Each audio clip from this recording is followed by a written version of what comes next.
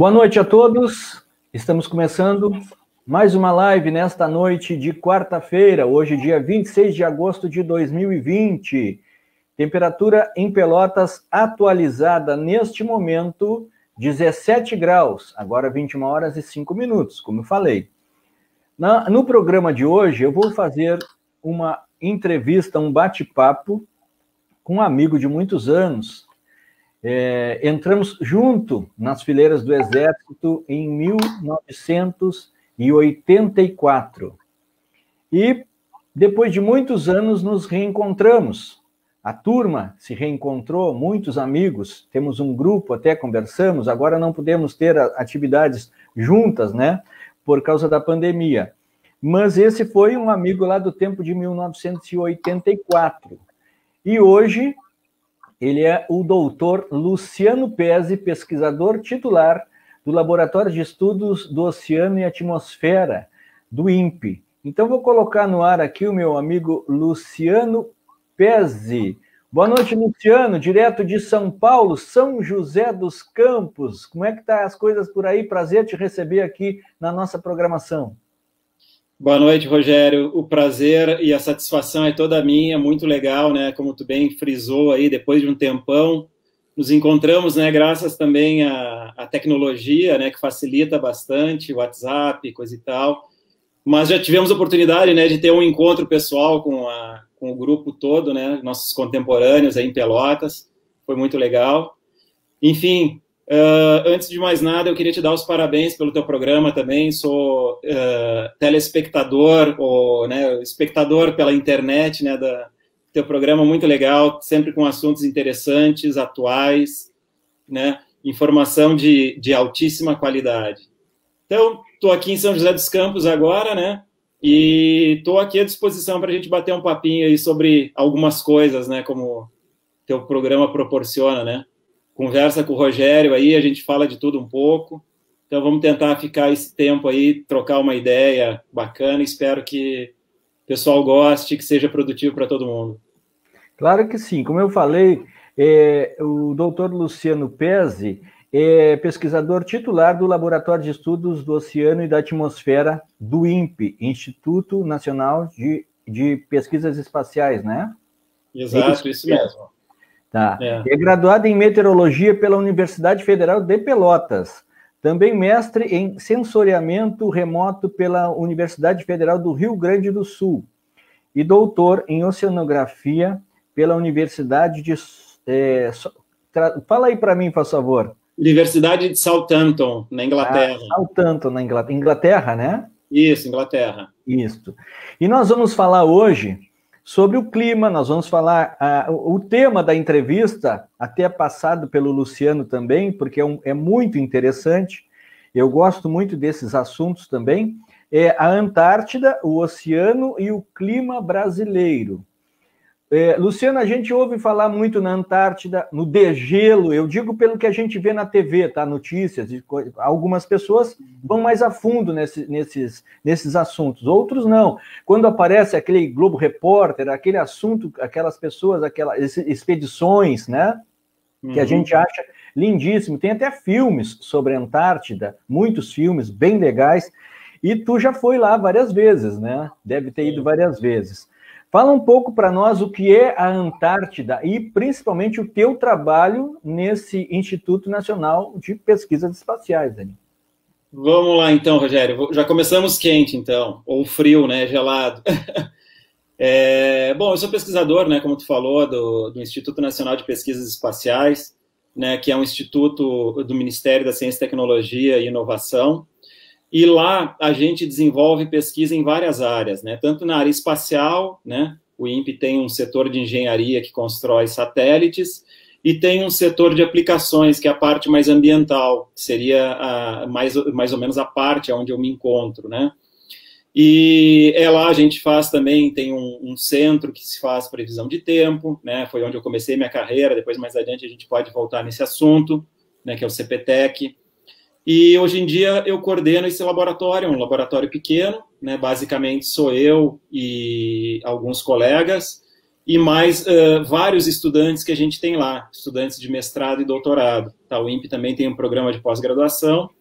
Então, essa galera que trabalha mais próximo de mim é que constitui esse laboratório. Então, como o próprio nome diz, a gente tem interesses em questões oceânicas, né, e questões da atmosfera, em questões de clima, né, de meteorologia. Tá? A questão de oceanografia, a oceanografia é uma área muito ampla, né, é um campo de conhecimento muito amplo, assim como, por exemplo, vocês podem fazer um paralelo com a agronomia, né?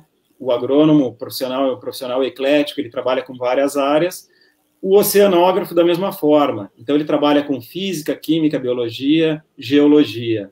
No meu caso, eu fico mais na área física, né, que é a área que a gente trabalha mais correlata, digamos assim, com a atmosfera e com questões climáticas. Então, há 15 anos, mais ou menos, 16 anos com esse último ano, a gente vai à Antártica todos os anos, né? Literalmente, quando o navio parte do Brasil, do Porto de Rio Grande, primeiro do Rio de Janeiro, depois ele faz uma parada, né, estratégica em Rio Grande, e aí ele sai de Rio Grande e vai em direção à Antártica. Então, há 15 anos que a gente vai, né, participa dessas expedições. Isso não é uma carona, não é um favor da Marinha do Brasil para nós. São projetos de pesquisa que a gente tem, que a gente concorre com a comunidade científica do Brasil, e tivemos oportunidade por vários anos de conseguir esta vaga, né, dentro do navio, dentro do Programa Antártico Brasileiro, para ir até a Antártica. Então, quando a gente sai de Rio Grande, na altura das Ilhas Malvinas, que são aquelas ilhas que ficam na frente da costa argentina, a partir dali já começa o nosso trabalho. A gente começa a fazer amostragens do oceano, da atmosfera, e vai assim até a Antártica. Evidente que cada cruzeiro a gente tem um objetivo específico, né, uma temática específica, observar um determinado fenômeno, e, enfim, a gente vai coletando dados da atmosfera e do oceano simultaneamente até lá. Nesse último ano, a gente fez um projeto um pouco diferente, onde a gente amostrou, né, o caminho inteiro até lá, mas chegando lá na Antártica, a gente também fez algumas instalações. Lançamos uma boia meteoceanográfica que ficou medindo durante o verão inteiro, né, propriedades do oceano e da atmosfera, e também montamos uma torre meteorológica numa praia remota na Antártica, onde ela ficou também o verão inteiro mostrando. Aí, em março, antes do navio voltar para o Brasil, a gente recolheu todos os equipamentos e aí estamos analisando esses dados. Tá? Então, já de cara, eu falo o seguinte também para ti, Rogério. Por que o pessoal, às vezes o pessoal não tem muita noção, né, da importância que a Antártica tem para o nosso clima no Brasil? E eu já posso agora responder e dar uma dica para vocês. Né? Semana passada, vocês tiveram aquela incursão de uma massa de ar frio polar muito fria, né? Digamos, ela não foi completamente atípica, é um sistema típico, né, de inverno, só que com a intensidade e o poder dela, a potência dela, ela derrubou temperaturas até a Amazônia, né? Ela baixou a temperatura do nosso país. O que é isso? É exatamente uma massa de ar polar formada na Antártica, que viaja, né, se desprende do continente antártico, viaja um pouco pelo oceano, entrou no nosso continente bem, como a gente fala, de uma forma bem continental, entrou bem lá no sul da América do Sul e veio viajando por cima do continente. Ou seja, ela não pegou muita umidade do oceano. Então, ela entrou muito fria e muito seca. O que é isso? É a Antártica afetando a nossa vida, tá? Então, esse é um dos motivos que a gente vai para a Antártica também fazer estudos, ou seja, entender processos, entender como que as coisas acontecem lá, em termos de clima, de oceano, né, de meteorologia, e como que isso afeta a nossa vida, tá? Então, uma introdução geral é mais ou menos por aí. Depois a gente pode detalhar um pouco mais as... Claro. O Pezzi, esse fenômeno que aconteceu agora, até eu te digo assim, para nós aqui, Pelotas, tá? Aqui que nós estamos praticamente no extremo sul do Brasil, as temperaturas que nós tivemos aqui não fugiu muito das temperaturas baixas que nós estávamos acostumados nos outros anos. Tá? Não foi um fenômeno assim de temperaturas abaixo de zero, não foi. Foi o que nós já estamos acostumados em determinados períodos, tanto nesse ano como em outros anos. A gente costuma dizer aqui, tu me corrige até se eu disser alguma bobagem, tá? Não, imagina. Mas a gente está acostumado aqui, por exemplo, também depois tu comenta sobre isso. Quando, por exemplo, agora nós estamos no inverno e está quente aqui, tá? Nós estamos com 17 graus nessa noite aqui de quarta-feira, tá? É uma temperatura até um pouco alta para o inverno rigoroso, mês de agosto. Porém, a gente espera sempre que vai dar uma chuva, como está previsto a chuva. Geralmente, no inverno, depois de uma chuva, vem aquele vento sul que a gente chama de minuano, que vem do Uruguai ou da Argentina. Então, quando vem o minuano, que a gente chama, falando popularmente, a gente sabe que a temperatura vai lá embaixo. É aquele frio de a gente sair na rua e arder a mão da gente, entendeu? Então, nós não tivemos isso em grandes períodos. E a gente também nota nesta região que esse frio dá aí, ó, entre 3, exagerando 4 dias e já começa a subir a temperatura de novo, tá? Isso tem alguma explicação para isso? Porque a gente vê aqui, ó, por exemplo, só para concluir, nós tivemos praticamente neve em Canela. Sim. Na semana passada. E aqui não foi tudo isso. Então eu queria que tu falasse um pouquinho desse fenômeno também. É interessante tu trazer esse ponto de vista, Rogério. Tu descreveu isso exatamente como um observador da natureza, né? Como tu, aparentemente, tu és, né? Eu acho que eu te conheço um pouco também, acho que tu é um cara que gosta, né, de ficar olhando para o tempo, para o clima, observando a natureza, né? E isso que tu descreve nada mais é do que a passagem, por exemplo, de um sistema frontal, tá? Ou seja, uma frente fria.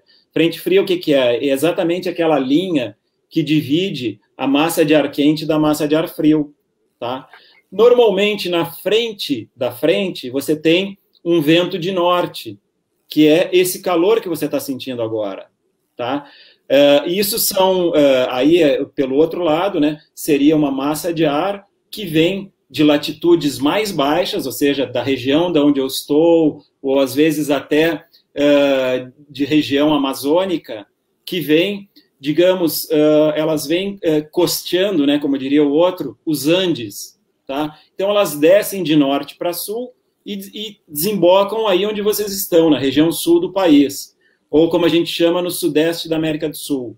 Então, por isso que, às vezes, numa situação pré-frontal, você tem essa sensação térmica, né? Diz, olha, a temperatura está subindo, né? Coisa e tal, o que está acontecendo? O clima está louco? Não está louco. Aí, o fenômeno é assim mesmo. Por outro lado, quando tu falas no vento sul, né? Ou melhor, no vento minuano, o que é o minuano? É o vento sul, é o vento que vem das altas latitudes, ou das latitudes mais altas. Aí é aquela massa de ar frio que está mais na Patagônia, no sul da Argentina. Às vezes ela vem da Antártica, às vezes ela não vem, ela vem da Antártica, mas ela vem mais pelo oceano, ela não vem tão fria, entende? Então, por isso que às vezes também a gente tem esse vento frio, né, ou esse vento sul, minuano, que traz essas, ou que ocasiona essas temperaturas mais baixas, tá? E são fenômenos cíclicos que a gente fala, ondulatórios, né? Eles não são permanentes. É muito difícil você ter, vamos supor, uma friagem, sei lá, de um mês inteiro. Não, é por ondas, né? Por sistemas que se deslocam, tá? Então é mais ou menos isso que acontece, Rogério. E o que acontece? A neve, ela não é um fenômeno que precisa estar completamente gelado e completamente frio. Evidente, ela é uma situação mais fria, tá? Ela tem que ter uma temperatura bem mais baixa, próximo de 0 graus, mas ela só ocorre se tiver umidade. Por exemplo, do meio oeste do estado, como eu te falei, tu tinha uma massa de ar seca, muito seca. Então, por exemplo, tu não tem como gerar precipitação dessa massa de ar seca, tá? E o que acontece na serra lá? Na serra tem o vento que vem do mar, que traz umidade. Então, essa umidade que vem do mar, junto com uma temperatura mais baixa, né, tanto pela altura quanto pela própria massa de ar, acaba por congelar ou por solidificar, às vezes, né, esse vapor que a gente tem trazido, né, pela, digamos, por essa circulação do oceano para o continente, né, essa umidade que vem do oceano, faz com que gere os floquinhos de neve, às vezes tu tem a chuva gelada, né, que não chega a ser a neve em si, mas tu tem precipitação sólida, né, de pedrinhas muito pequenas, não confunde com granizo, que é uma outra história, tá? Então é mais ou menos isso que acontece, aí cada região tem sua particularidade, tá? A gente teve também uma cena que eu desgosto um pouco. Semana passada a gente teve uma série de reportagens e divulgação sensacionalista, que teríamos neve, inclusive em São Paulo. Não que não ocorra, né? Já teve um registro em 1900 e pouquinho, 1918, 1912, alguma coisa assim, mas a gente sabia que não ia rolar isso. Hoje em dia a gente tem muito mais tecnologia do que em 1900, né? Para 1900 e pouquinho, para falar ou fazer uma previsão um pouco mais certeira. E aí gera aquele alarme todo, né? As pessoas se assustam com os fenômenos. Eu não sei se tu lembras disso, já lembrando de um fato pitoresco, mas quando eu comecei minha carreira, não era comum, né, se fazer esse tipo de previsão que a gente faz hoje em dia. As nomenclaturas não eram conhecidas, né, pela grande população, e eu me lembro que uma das primeiras vezes que a gente foi para a imprensa falar em ciclone, né, que é um fenômeno absolutamente normal, que ocorre toda semana, tem um aí do lado de vocês agora passando, primeira vez que se falou na imprensa, né, para o povo leigo sobre um ciclone, o pessoal achou que ia acabar o mundo, né, que era o fim dos tempos, coisa e tal. Né? Então, a gente tem que ter cuidado com o tipo de informação que a gente coloca na mídia, a forma como coloca, tem que ter responsabilidade com isso, né? Porque nem sempre uma notícia sensacionalista ela causa só o lado positivo do sensacionalismo, né? Ela traz coisas bem desagradáveis junto. Talvez tu lembre da história do cometa Halley também, né, que é famoso, né, que antigamente o pessoal sabia, né, por antecedência que o cometa iria passar e pessoas se suicidavam, sei lá, achavam que era o fim do mundo, e aí já tem interpretações místicas em cima, entendeu? Então é complicado esse negócio. Sim. Essa parte, esse fenômeno que aconteceu, juntando com o que nós tivemos aí há um mês e pouco atrás, que foi aqueles ventos fortíssimos, aqui nós tivemos também uma noite de um vento fortíssimo, eu não me lembro do nome do fenômeno que botaram. Tornado? Não foi tornado, foi outro nome que eles colocaram. Microexplosão. Não, também não, eu vou me lembrar. Mas teve um vento muito, muito forte aqui à noite, mas isso passou pelo Uruguai. Eu tenho vários amigos lá do Uruguai, tem do centro e do litoral. Lá perto de Montevidéu, em Atlântida, Canelones, lá é 45 quilômetros de Montevidéu. Uns amigos lá, e tem em Passo de los Toros, que é no centro, praticamente, do Uruguai. Uhum. E aí foi passado para nós o que aconteceu lá com esse vento. Foi um absurdo o que aconteceu lá, o que estragou, o que destruiu, né, esse vento que passou lá. E aí estava previsto para cá ventos aí acima de 120, 130 quilômetros por hora. Aqui teve vento muito forte à noite, mas não teve muita destruição. Uhum. Foi destruir muito na parte de Porto Alegre, Santa Catarina também teve muita destruição. Eu sei. Agora faz um mês, eu acho. Eu não estou me lembrando do nome que deram. Não. Ok. Tá? Esse fenômeno, ele já tinha uma previsão antes também para vocês ou não? Depende. Eu não sei precisar exatamente esse fenômeno que tu está falando, Rogério. Mas o que acontece é o seguinte: coisas grandes, sim, a gente tem como prever. O que são coisas grandes? Por exemplo, um ciclone, tá, que é um fenômeno enorme, desdobramentos de frentes frias. Eu me lembrei, tá? Ciclone bomba. Isso Sim. Foi o nome dado a ele, tá? Desculpa te interromper, só que eu lembrei. Ciclone bomba, foi esse nome que foi dado. Então, ciclone bomba também, a gente tem como prever, tá? A gente consegue prever. Digamos assim, a gente pode, digamos, errar um pouco na intensidade e no estrago que o bicho pode causar, tá? Isso é uma coisa que a gente trabalha com previsão, como o próprio nome diz, é uma probabilidade, né? E existe uma certa margem de erro. Mas ciclones a gente consegue mais ou menos prever e consegue entender, acompanhar, monitorar, da mesma forma como, por exemplo, lá nos Estados Unidos, que é uma coisa muito mais comum, né, do que aqui, os furacões, né? Então o pessoal consegue monitorar, ele não é um fenômeno que ele se forma da noite para o dia, né, ele leva alguns dias, então tu consegue ver o processo de maturação dele e intensidade, tá? O que a gente não consegue prever exatamente é o que a gente chama de tornado, que são sistemas muito pequenos e tem um poder de destruição muito grande, tá? Então, tornado, sei lá eu, é pouquíssimos quilômetros, às vezes metros, né, a área que ele ocupa, mas o poder de destruição dele é muito grande. Foi o que aconteceu em Santa Catarina semana passada, semana retrasada, que foram dois tornados, digamos assim, poderosos, né, ou fortinhos, que causaram um estrago tremendo próximo a Florianópolis, e eu não me lembro qual foi outra região um pouco mais para o interior. Tá? Esse tipo de fenômeno a gente não prevê. A gente consegue observar, digamos, condições, né, ou prever condições favoráveis ao desenvolvimento deles, mas a gente não vê eles, digamos, em modelo nenhum. Tá? A gente não consegue, por exemplo, com uma imagem de satélite, como a gente vê um ciclonão grande lá se formando, se deslocando, um tornado a gente não consegue fazer isso. Tá? A gente consegue prever condições para a formação deles, mas dizer se ele vai acontecer aqui alguns quilômetros adiante ou, né, ou várias centenas de quilômetros adiante, isso a gente não consegue fazer. Tá?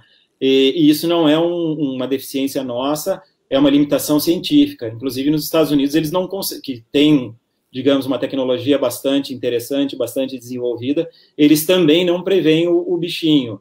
Eles preveem condições para a formação de, e aí pode ser que ocorra ou não, né? Por exemplo, tem regiões que já são muito mapeadas e muito conhecidas, por exemplo, Oklahoma, né, já deve ter ouvido falar disso, que várias casas, várias escolas, né, prédios públicos, eles têm porões dentro de casa, né, ou dentro da edificação, porque eles sabem que, às vezes, dependendo do tamanho do bicho, ele levanta o prédio tranquilamente. E as pessoas têm como se abrigar, né, nesses abrigos subterrâneos. E aí o que acontece? Eles mandam alertas, eles dizem, olha, por exemplo, imagina um bairro, ou a praia e o Laranjal, olha, hoje o Laranjal está sob condições favoráveis para a formação de tornado. Então o pessoal fica alerta, não sai de casa, fica próximo do seu refúgio, né, que caso veja uma movimentação estranha, todo mundo se abriga. Tá? Então é mais ou menos isso. Ciclone bomba, ele é um ciclone, é uma particularidade do ciclone, tá? Ele não é um fenômeno corriqueiro e precisa de algumas condições, digamos, específicas para que eles se formem, tá? Mas a gente consegue prever com uma certa precisão isso também. Por exemplo, aí tu pode me perguntar uma outra coisa, uma pegadinha, e dizer, tá, e o furacão Catarina que a gente teve em 2004, né, não sei se tu lembra disso, que nos pegou de surpresa, tá? Esse é um fenômeno que, tecnicamente, até hoje a gente discute, tá? Ele foi uma anomalia, a gente chama que é o furacão brasileiro, ele é um furacão híbrido, tá? Porque furacão, teoricamente, ele é um fenômeno tropical, tá? Então, ele ocorre na faixa de latitude de 20 norte a 20 sul, que são os trópicos, né?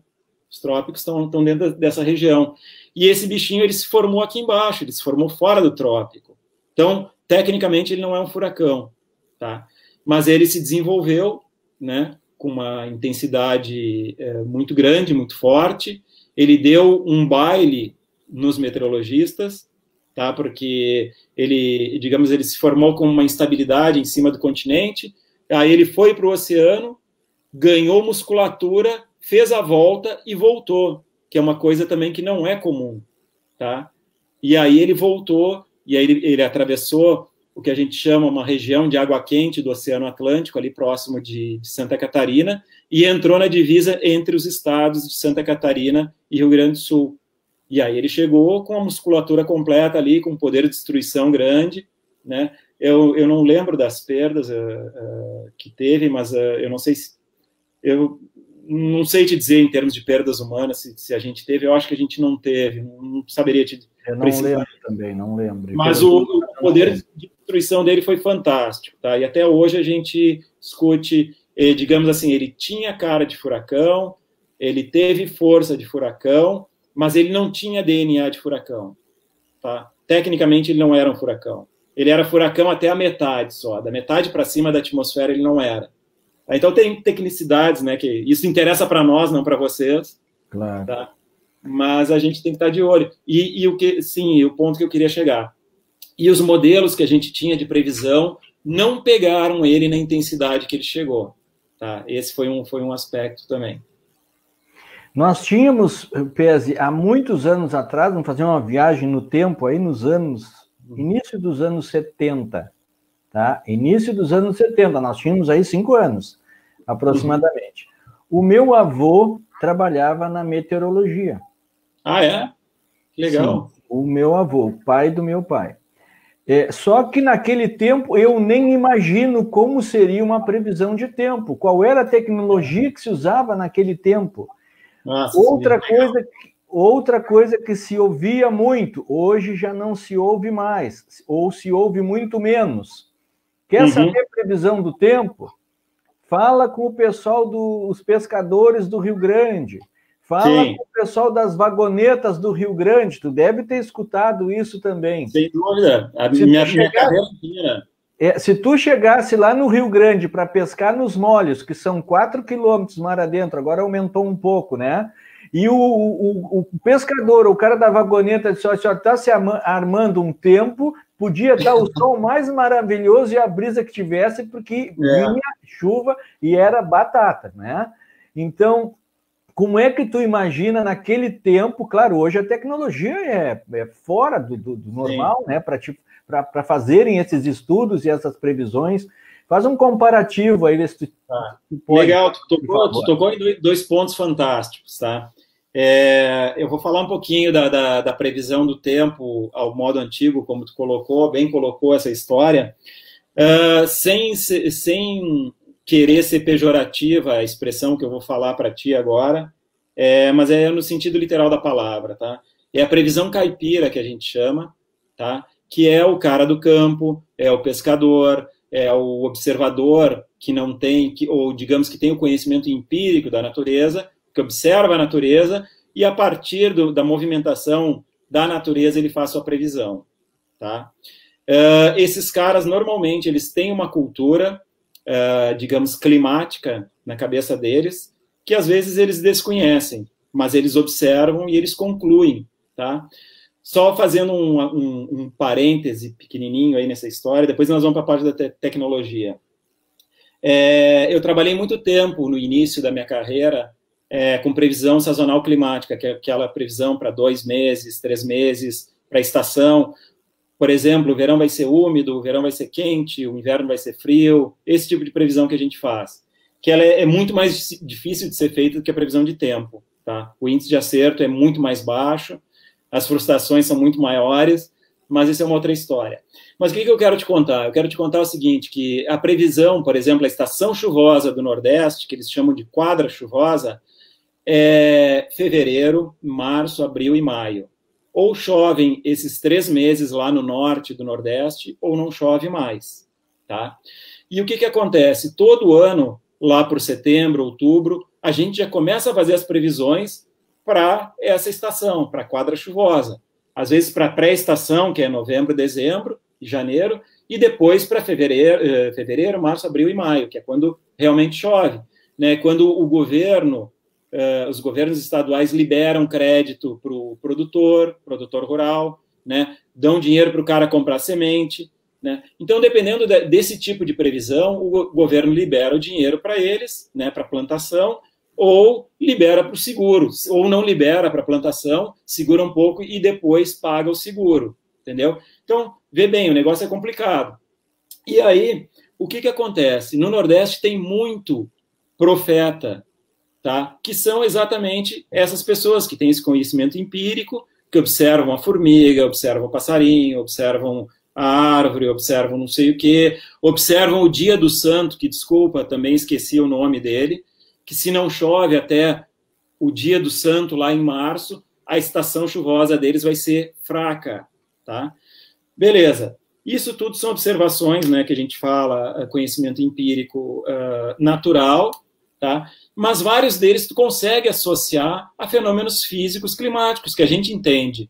Por exemplo, esse dia do santo aí é o dia que a zona de convergência intertropical, que é aquela banda lá de baixa pressão de nuvens que tem lá no Equador, se ela não desce até uma latitude sul, que é em torno de 4, 5 graus sul, né, durante o ano, durante a estação, quando ela tem que descer, que é em torno de março, mais ou menos, quando ela atinge a posição mais ao sul, se ela não chegar ali, não vai ter chuva, entende? Tudo bem, tu pode perguntar, mas por que a ITCZ, que a gente chama, que é a zona de convergência intertropical, não desceu? Pô, isso é uma outra história, né? São problemas climáticos, tá?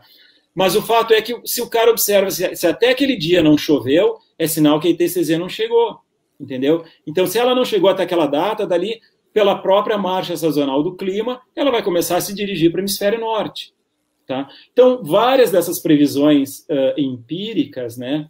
Ou, de novo, sem querer ser pejorativo, previsão caipira, elas são fundamentadas cientificamente até, não cientificamente, mas ela tem uma verdade científica por trás, através do empirismo da observação. Muitas vezes o cara não consegue, e nem a gente também consegue explicar ou fazer a relação direta com a ciência, tá? Mas o fato é que ela é super válida.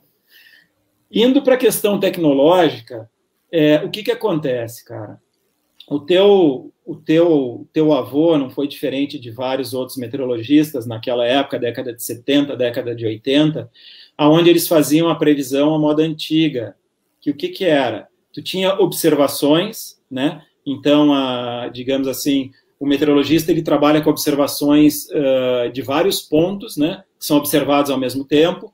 Pode imaginar Porto Alegre, Pelotas, Santa Maria, Uruguaiana, Florianópolis, São Paulo, enfim, vários locais. Naquele determinado horário sinótico, a gente vai lá, faz uma observação e se troca entre os vários laboratórios e institutos que trabalham em previsão do tempo, né? No caso, o Instituto Nacional de Meteorologia, que fica ali em Porto Alegre, o 8º distrito. O que esse cara faz? Ele pega essa informação, ele vai lá e plota numa carta. Então, tu tem uma figura sinótica daquela hora. Tu vê, tu sabe exatamente o que está acontecendo, aonde que está o centro de baixa pressão, coisa e tal, né? Como é que está o vento, qual é a direção do vento, qual é a temperatura, qual é a umidade. A partir daí, o teu avô, o que ele fazia? Ele pegava essa informação de agora, baseado em algum conhecimento físico que ele tinha, ele imaginava o que iria acontecer nas próximas 24 horas. Esse centro está aqui nessa posição, ele vai se deslocar para lá, né, nas próximas 24 horas, então vai acontecer alguma coisa ali naquela outra localidade nessas 24 horas. A previsão era feita assim, dessa maneira, tá? Aí o que aconteceu? Entra o Luciano nessa parada.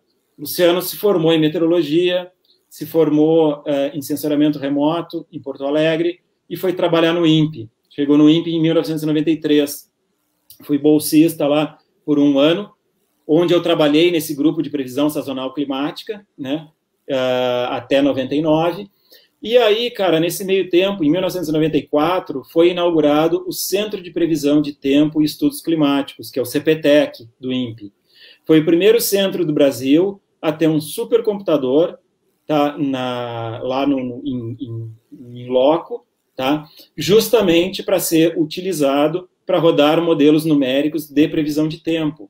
Então, a partir de 1994, o Brasil começou a contar ou ter à sua disposição tecnologia de previsão numérica do tempo. O que é isso? São modelos atmosféricos que a gente roda, hoje em dia se rodam várias vezes por dia, né? A cada 6 horas se faz uma rodada, com previsões que se estendem até 10 dias à frente. Então tem uma gama grande de modelos, de resolução, não vou ficar entrando em detalhes aqui para não encher a paciência do pessoal, mas, enfim, a gente tem vários modelos que são integrados por vários períodos de tempo, e aí a gente consegue, hoje em dia, fazer previsão para 24 horas, 48 horas, 72 horas, enfim, até 10 dias à frente. E o que são esses modelos? Esses modelos, eles têm esse conhecimento físico, né, que a gente tinha empiricamente, aí a gente conseguiu traduzir em equações, né, equações numéricas, baseadas em física, e aí hoje em dia quem aponta, né, para onde esses sistemas estão indo, estão se deslocando, enfim, estão crescendo, estão enfraquecendo, são esses modelos, tá? Mas aí o que acontece, Rogério? Aí tu pode pensar o seguinte, vai dizer, então, meteorologista não precisa mais nessa história, né? Tem um computador, tem um modelo. Não, quem fala tudo para o modelo é o meteorologista, entende? Então a gente faz o papel de advogado do diabo. A gente não acredita em tudo que o modelo nos conta, porque o modelo, às vezes, ele é limitado, né? Ele tem limitações, então a gente tem que conhecer eles, entender sobre a física deles, saber onde eles funcionam bem, aonde eles não funcionam bem, em que estações do ano eles funcionam melhor ou eles funcionam pior, né? Já te dou um exemplo. Em qualquer roda de previsores de tempo que você for conversar, a grande aposta do pessoal é saber quem vai fazer a previsão certeira da primeira geada, porque normalmente o modelo se perde, entende? Ele ainda está com aquela coisa do verão, né? Na climatologia dele, aí entra o outono, né? Que é a estação de transição entre verão e inverno, e às vezes ali o modelo dá uma escorregada, tá? Então precisa de um olho clínico treinado, né? Com conhecimento, para saber interpretar essas informações e traduzir, para trazer para a sociedade, para o usuário final, para o cara lá que não interessa saber nada disso, ele só quer saber se vai chover, se não vai chover, se ele vai poder plantar, se ele não vai poder plantar, se ele vai poder fazer a festa dele ao ar livre ou não, né? Dependendo do local, a gente consegue dar uma forcinha também nesse sentido. Tá?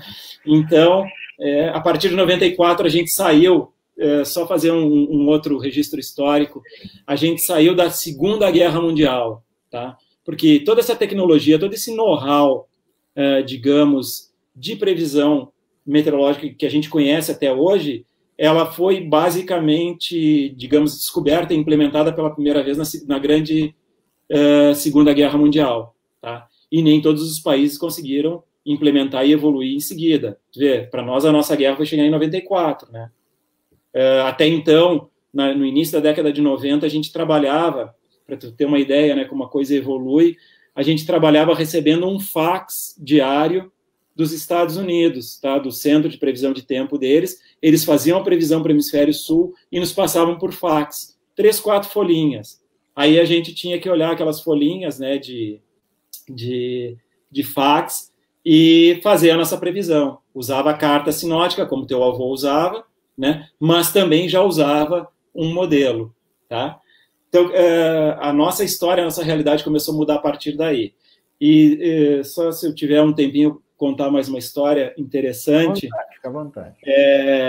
Nessa época, a gente começou a receber, né, esse tipo de material, começou a aprender a trabalhar com esse tipo de ferramenta também, mas tinha uma coisa muito interessante, cara, que acontecia toda sexta-feira. Toda sexta-feira, a gente recebia uma ligação telefônica de um senhor que eu não recordo o nome dele, mas ele era o sorveteiro do Parque Santos Dumont, que é um parque... Desculpa.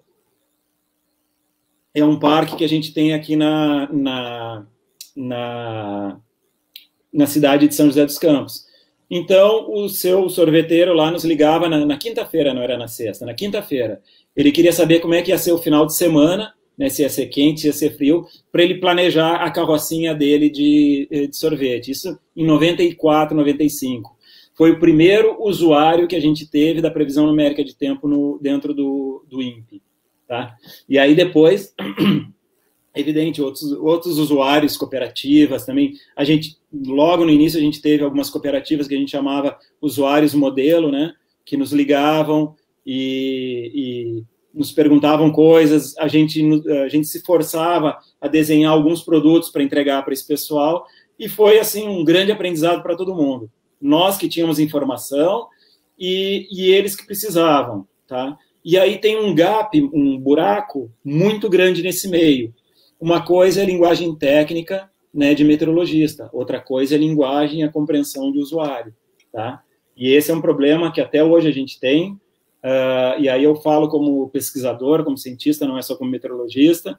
A gente tem várias áreas, né, com desenvolvimentos fantásticos, conhecimento fantástico. Tu pode traçar um paralelo porque a gente está vivendo Covid, vacina, né, vírus, né? Muitas vezes o corpo técnico tem conhecimento, entende do negócio, mas não consegue se fazer entender na outra ponta, tá? E aí gera, né, um monte de, sei lá, de desinformação, contra-informação, descrédito da ciência, né? Às vezes tem gente que começa a, sei lá, questionar, né, a Terra é plana, não é redonda, né? Então aí gera um monte de coisa. Fazendo a nossa meia-culpa também, a gente tem um pouco de culpa nisso. A gente é super bom para falar com os pares, tá? Mas na hora, por exemplo, de dar uma aula, às vezes para um curso fundamental, lá, sei lá, eu primário, para crianças, a gente passa um cortado violento, cara. Não é fácil. Tu sabe que eu fiz uma entrevista há um tempo atrás, tu deves ter conhecido aqui, que trabalhou muito tempo na meteorologia também, professor Gilberto Diniz. Sim, nossa senhora. Painho. Exatamente. A esposa dele, a professora Eliane, também funcionária da Universidade Federal. Hoje ele se aposentou, né? Ele se aposentou. Mas se aposentou agora há pouco. Isso. Né? E ela hoje ela tem um local ali no Capão do Leão que ele presenteou ela. Para ela tem uma ONG que cuida de animais, a ONG A4, cuida de cães. Hoje ela tem 600 cães que ela cuida. Nossa Senhora. E aí ela libera para adoção consciente. Mas eu te falei no professor Gilberto, porque ele foi professor de vários amigos meus na área de meteorologia. Sim, foi meu professor, é meu amigo. Isso, uma educação, um trato, um fino trato, uma pessoa ímpar. E aí ele me deu uma entrevista lá na TVC Pelotas falando das condições climáticas também, falando de tudo como é que era o funcionamento, formação de nuvens, temperatura de nuvens, que eu fiquei abismado, a altura que teria uma nuvem, foi uma coisa fantástica, inclusive está no meu canal no YouTube. E outra coisa, as pessoas comentam aqui, algumas pessoas, que a nossa previsão do tempo aqui do extremo sul, Pelotas, Rio Grande, que está na beira do mar, Santa Vitória do Palmar, que é a última cidade, ou Chuí, né, aqui antes de entrar no país vizinho Uruguai, que a nossa previsão de tempo seria mais correta. Por exemplo, eu acho que eu falei errado.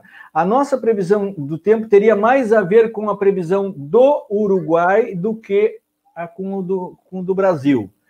Isso aí, na tua visão, procede ou não? Porque nós estamos muito próximo deles, né? Não, eu discordaria disso, Rogério. Eu acho que hoje em dia não, tá? Muito por causa do que eu te falei, digamos assim, o grosso da previsão a gente tem condições de fazer bem feita, tá? Para a fronteira, inclusive. Se bobear até para o Uruguai, a gente pode fazer sem problema nenhum, tá? Por quê? Porque os nossos modelos cobrem, inclusive, a região deles, tá? Então, a gente tem ferramentas.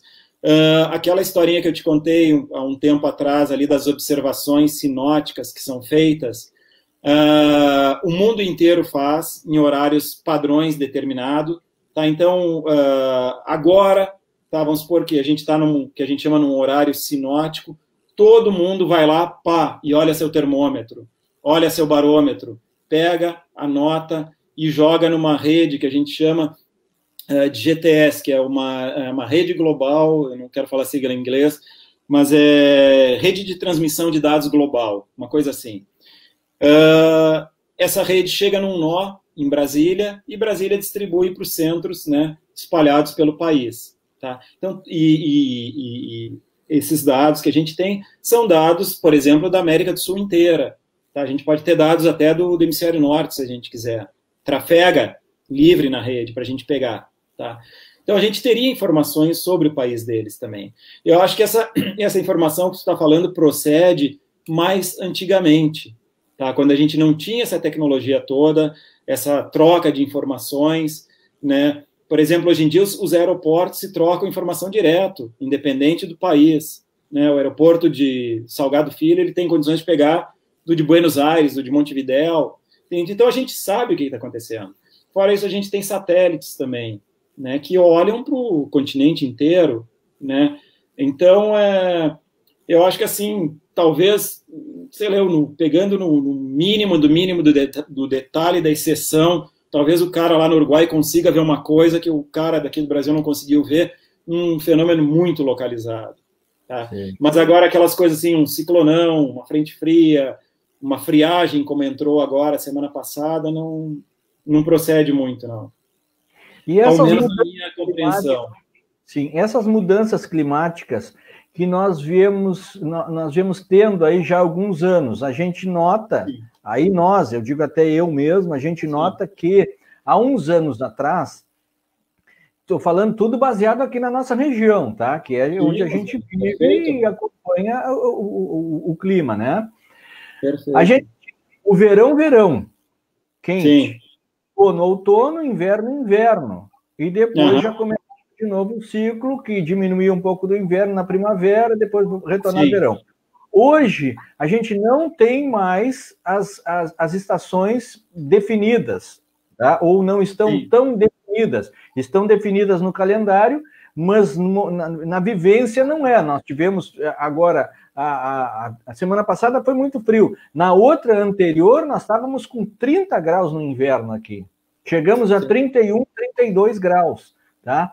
Isso baseado nos anos que vem vindo, qual seria a explicação para isso, desse fenômeno das estações não serem mais tão definidas como eram antes? Então, Rogério, acho que muita coisa está mudando, tá? Isso é um fato, tá? Eu conversei sobre esse assunto há um tempo atrás também numa outra live que eu fiz com o pessoal aí. E aí, o que acontece, cara? Pergunto, né? Daí, até a gente, nós temos os nossos negacionistas, né? Não é só a ciência em geral que tem, mas nós, particularmente, dentro do clima, nós temos também os negacionistas climáticos, né? Que, enfim, eu não vou entrar nessa seara deles aí, mas eles existem, eles fazem barulho, e não que eles não devam existir, eu acho que eles devem existir, eu acho que o contraponto é importante, a ciência, ela tem verdades que não são permanentes, né? A cada, digamos, delta T, que a gente fala espaço de tempo, né, que a gente avança, a gente ganha novos conhecimentos, e aquela verdade que a gente acreditava 1 ano, 2 anos atrás, ela pode ser levemente alterada, tá? A ciência é feita de contraposições, né? Ela não é feita de verdades absolutas, tá? E a gente considera a verdade aquilo que a gente consegue provar, tá? Então, se eu te digo que uma coisa acontece de tal forma, eu tenho que te mostrar e te convencer como que ela acontece. E aí eu puxo esse gancho para a questão das mudanças climáticas. É muito simples de dizer e de mostrar que a gente está mudando o nosso clima. Tá? Por quê? Exatamente por causa daquela historinha que todo mundo já está cansado de ouvir, que são os benditos, né, gases de efeito estufa que a gente está emitindo para a atmosfera. Né, o famosérrimo CO2, dióxido de carbono, né, derivado da queima de combustível fóssil, coisa e tal. Esse cara, ele altera esse efeito estufa. Tá? Não pode se confundir, o efeito estufa, ele é um efeito maléfico? Não, ele não é. O efeito estufa, ele é um fenômeno natural, tá, que ele ocorre e que ele mantém as temperaturas nesse nível agradável que a vida humana consegue, ou a vida, né, que a gente tem no nosso planeta, consegue viver, tá? É como se a Terra tivesse um cobertor, tá? Então, esse cobertor, ele serve para que não saia todo o calor, né, que a gente tem na Terra, que a Terra não perca esse calor todo para o espaço, tá? Porque se não tivessem esses gases de efeito estufa, o nosso planeta estaria em constante perda de calor para o espaço. Ou seja, a gente abaixaria demais a nossa temperatura, tá? E talvez só a entrada diária da radiação solar não fosse suficiente para a gente viver nesse planeta. Então, efeito estufa é uma coisa benéfica, ok? O que é maléfico? É alterar esse efeito estufa, é aumentar ele da forma como a gente está aumentando. Então, o que está acontecendo? Aquele tanto de radiação que deveria estar saindo fica aprisionado dentro da atmosfera. E aí, o que isso impacta? Impacta que a temperatura do planeta, com o tempo, está subindo. Tá? Então, isso, cara, é um fato. Isso é demonstrado facilmente, matematicamente, fisicamente, que isso está acontecendo. Tá? Beleza. Aí o Rogério me pergunta, tá, mas e qual é a consequência disso? Aí é que tá. Isso é a nossa grande dor de cabeça. Tá? Isso vai fazer com que o nível do oceano aumente? Provavelmente vai. O que vai impactar? Aonde? Não sei. Esse é o grande desafio nosso. Tu acabou de me perguntar, tá, e o nosso inverno como é que vai ficar? Eu não sei te dizer exatamente como ele vai ficar, mas a gente já consegue perceber algumas mudanças. Tá? Então, quais são as mudanças? São os extremos. A gente está tendo secas extremas que a gente não tinha, a gente está tendo inundações extremas que a gente não tinha, ou que não eram tão frequentes. Tá? Então, a gente está dando uma balançada, uma chacoalhada no sistema. Some-se a isso toda ação humana, por exemplo, em cima de florestas. Né? Tá na moda a nossa floresta amazônica. Né? Então, o que está acontecendo com ela é uma coisa muito triste. A gente está queimando ela, a gente está desmatando ela, e ela é um regulador climático natural do planeta. Tá? Então, essa seca tremenda que a gente está tendo aqui no Sudeste, Centro-Oeste está queimando há 40, 50 dias. O que é isso? É exatamente falta d'água. É a falta da umidade que vem dos chamados rios aéreos da Amazônia. Entendeu? Já entro num outro ponto, então, contigo. Aí tu me pergunta, tá, mas e qual é o papel da Antártica, né? Tá mudando, né? O que está acontecendo com a Antártica? Eu te digo o seguinte, a gente sabe que o Ártico, ele está perdendo, ano a ano, já há vários anos, a massa de gelo dele, tá? O Ártico, ele é um oceano congelado, diferente da Antártica, que é um continente congelado, tá? Na Antártica, a gente ainda não verifica essa perda de massa como no Ártico, tá? Mas a nossa ação humana está ajudando para isso. E o que acontece se tu acaba perdendo, por exemplo, lá no Ártico, muita massa de gelo? Como é que funcionam os polos? Os polos, eles funcionam da seguinte maneira: no inverno, eles congelam, eles duplicam a área de extensão deles, e no verão, eles derretem e encolhem, né? Vão para praticamente a metade da massa dele. Só que lá no Ártico, a gente está perdendo essa massa de gelo. Então, às vezes não, o inverno não está suficiente, não está sendo intenso o suficiente para que aquela massa típica de gelo que a gente conhece do Ártico no inverno se forme.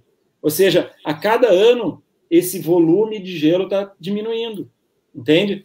É isso que a gente fala. Então, se a gente destruir alguns ecossistemas que são básicos, a gente pode chegar no que a gente chama de um ponto de inflexão, onde, digamos, a oscilação climática vai chegar num ponto que ela não vai mais oscilar daquele jeito que a gente conhece, com verão e inverno definido.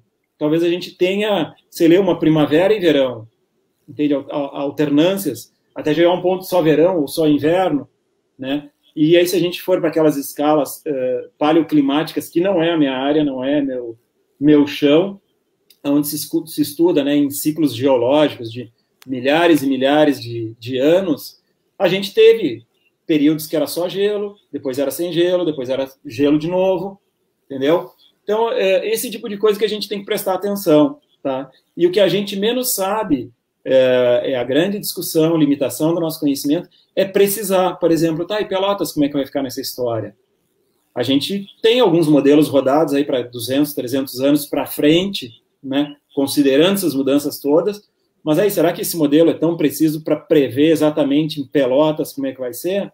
Não sei, tá? Isso aí ainda é uma questão em aberto, a gente tem que estudar muito, tem que voltar para o laboratório, para a bancada, fazer experimentos com os nossos modelos, né? Brincar de Deus, como a gente diz, a gente vai lá, né?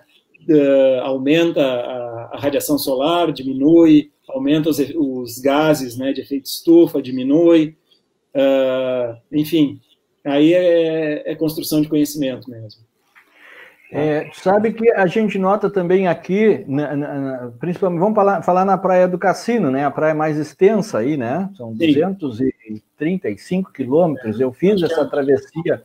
Acho que é do mundo, né? Hein? Eu acho que é a mais extensa do mundo, não é? Isso, dá 235 quilômetros dos Moles da Barra até a Barra do Chuí. Os Moles da Barra do Rio Grande até a Barra do Chuí, 235 quilômetros. A gente vê o seguinte, ó, por exemplo, você vai no Rio Grande, vai no Cassino, vento sul, maré alta, frio, água gelada. Água gelada. Para quem não gosta de mar, né? Para quem não gosta de água gelada, é água gelada. Aí tu pega um fim de semana que aqui em Pelotas, Praia do Laranjal, aquele vento nordeste que tu não consegue botar um guarda-sol. Tu vai lá no Cassino, tá um tapete. Aquele mar é um tapete, porque quando tem nordeste aqui, lá o vento tá tocando da areia pro mar, né? A água é quente. Como pode um fenômeno desse de esquentar a água? Claro, esquentar entre aspas, tá? Mas a gente nota que a água é praticamente como a temperatura da água daqui do Laranjal quando tá calor demais, água quente mesmo. Que fenômeno é esse com a água do mar? Então, isso são fenômenos que a gente chama de ressurgência, né? Dependendo da direção e do sentido do vento, ele pode trazer águas mais profundas, né? Que a gente chama, faz as águas mais profundas ressurgir na costa, tá? E as águas mais profundas, mais afastadas da costa, normalmente são mais frias, tá? Esse pode ser um típico fenômeno de resfriamento da água, tá? E o fenômeno contrário, né, que impeça que essa água mais profunda aflore, né, a superfície e no litoral, faz com que, digamos, a gente não tenha um resfriamento tão grande da superfície. Esse é um fenômeno muito, mas muito característico na costa do Rio de Janeiro. Por exemplo, a cidade de Cabo Frio, ela é chamada desta forma, não é em vão. Tá? Então, ali durante o verão, a gente tem uma orientação X do vento, né, que é paralelo à costa, que causa exatamente isso. Esse vento retira, vamos colocar assim, empurra a água que está na costa para alto mar, e a água de baixo, né, mais fria, aflora em superfície na costa. Então, às vezes, é um fenômeno típico de verão. Então, às vezes, você tem 30 e tantos graus Celsius de temperatura do ar, e a água do mar está em torno de 20, 22 graus. Sabe, aquele frio de gelo de doer o osso. Tá? Então, tem fenômenos, às vezes, localizados, característicos, que causam esse tipo de coisa. Esse é um aspecto. O outro aspecto aí da costa do Rio Grande, também, dependendo da época do ano e dependendo do tipo de circulação, tem influência da água da corrente das Malvinas, que é uma água muito fria, que vem lá do sul, né, da Patagônia, atravessa as Malvinas, ali são águas com características antárticas, e elas sobem, elas vêm se transformando, evidente, ao longo do percurso dela, da viagem dela, até chegar em torno da Bacia do Prata, e aí o sul do Rio Grande do Sul. Às vezes, dependendo do tipo de circulação do vento, da intensidade ou da temperatura que ela vem, acaba ocorrendo um resfriamento das águas aí nessa região. Esse é um fenômeno mais típico de inverno, tá? Que a gente chama a corrente costeira do Brasil, que é uma corrente que flui do sul para o norte, bem no costado, vem bordeando, né, como a gente fala, a costa do Rio Grande do Sul. Tá? Sim. Então, às vezes acontece isso. Vou te fazer uma pergunta com relação também aos Moles da Barra, tá? Eu não sei se tu pode me responder, se não pode, não tem problema, mas é uma pergunta que muita gente faz também, tá? Foi agora ampliado há alguns anos a extensão dos Moles da Barra. Nós tínhamos 4 quilômetros, aumentaram mais 4 quilômetros, ficaram 8 quilômetros, né? Botaram lá aqueles tetrápodes, pedras e tudo mais, tá lá, aumentaram, tá? Eu não me lembro qual foi a explicação dada para isso, mas tem a ver com o porto, né, com a navegação e tudo mais.